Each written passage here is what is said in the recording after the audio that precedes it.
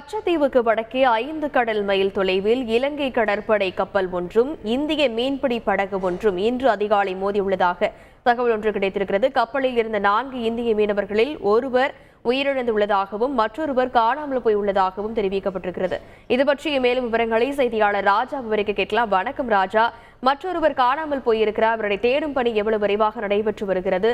இது குறித்தான தகவல் அவர்களது குடும்பத்துக்கு தெரிவிக்கப்பட்டிருக்கிறதா? அது குறித்து வணக்கம். கச்சத்தீவுக்கு வடக்கே 5 கடல் மைல் தொலைவில் இலங்கை கடற்படை கப்பல் ஒன்று இந்திய மீன்பிடி கப்பல் ஒன்றும் இன்று அதிகாலை மோதியுள்ளதாக தெரிவிக்கப்பட்டிருக்கிறது.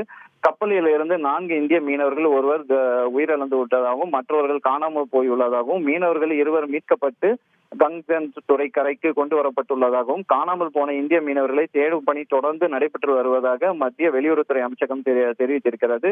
யாழ்ப்பாணத்தில் உள்ள இந்திய துணை தூதரக அதிகாரிகள் உடனே விரைந்து சென்று மீனவர்கள் மற்றும் அவர் குடும்பத்தினர் அனைத்து உதவிகளையும் செய்யுமாறு அறிவுறுத்தப்பட்டுள்ளனர். புதுடெல்லியில் உள்ள இலங்கை தூதரக அதிகாரியை இன்று காலை மத்திய வெளியுறவுத்துறை அமைச்சகத்துக்கு அழைத்து இந்த சம்பவம் தொடர்பில் இந்திய அரசு கடும் எதிர்ப்பு பதிவு செய்யப்பட்டிருக்கிறது. இந்த உயிரிழப்பு குறித்து எங்கள் அதிர்ச்சியும் வேதனையும் வெளிப்படுத்தி இருக்கிறோம். கொழும்பில் உள்ள இந்திய தூதரகம் இன்று இலங்கை அரசாங்கத்திடம் இருந்து இந்த விஷயம் குறித்து பேச உள்ளனர். மேலும் மீனவர்கள் தொடர்பான பிரச்சனையிலும் மனிதாபிமான அடிப்படையில் கையாள வேண்டியது அவசியத்தின் இந்திய அரசு எப்போதும் வலியுறுத்தி வருகிறது. அந்த வகையில் இரு அரசாங்களும் இடையே நிலவும் புரிந்துணர்வு கண்டிப்பாக கடைபிடிக்க வேண்டும்.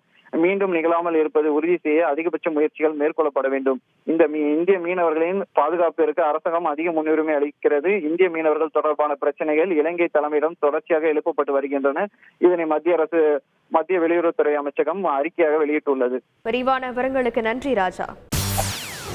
செய்திகளை உடனுக்குடன் தெரிந்து கொள்ள உடனே சப்ஸ்கிரைப் பண்ணுங்க.